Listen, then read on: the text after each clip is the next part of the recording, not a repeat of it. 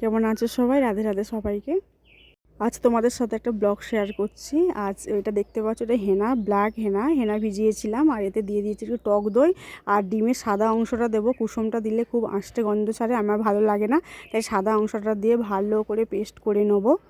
অনেক দিন হেনা করা হয়নি, হেনা করলে চুলটা ভালো থাকে, আর চুলটা আমার অনেকটা ড্রাই হয়ে গেছে, তাই ভাবলাম আজ একটু হাতে সময় আছে, আজকেই হেনাটা করে নিই।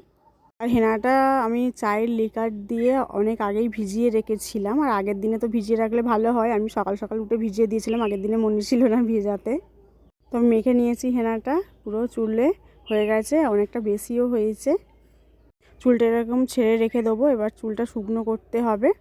না করলে চুলের অনেকটাই উপকার হয়, সেটা তোমরা অনেকেই জানো। আর আমার তো খুবই ভালো লাগে হেনাটা করতে, কারণ হেনা করার পর চুলটা আমার যা সুন্দর হয়ে যায়, চুলের গ্রোথ থেকে শুরু করে ড্রাইনেস সব চলে যায়।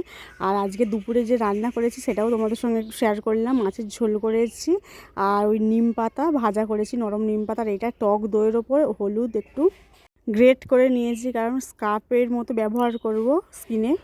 তোমরা ফেসে স্কার্ফের মতো ব্যবহার করতে পারো, আবার অল বডিও ব্যবহার করতে পারো। খুব ভালো টক দই আর কাঁচা হলুদের গ্রেডটা খুব ভালো, স্কার্ফের মতো ব্যবহার করা যায়। আর এটা চাল ধোয়া জল নিয়ে আমি ছাদে চলে এসেছি, ততক্ষণ হেনাটাও করেছি, শুকনোও হয়ে যাবে, আর গাছের গোড়ায় চাল ধোয়া জলটা দেওয়াও হয়ে যাবে। দেখো কতটা রোদ্দুর আছে ছাদে।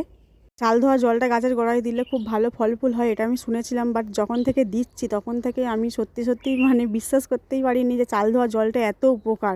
গাছের গোড়ায় দিলে যে গাছের ফল হবে, ফলটা সুন্দরভাবে আসছে তাড়াতাড়ি, আর ফুলও তো খুব ভালোই ধরছে। আর তোমরাও চালের ধোয়া জল যদি থাকে তোমাদের ফেলো না, যদি ফুল গাছ থাকে ফুল গাছের গোড়ায় দিয়ে দিও। টাটা।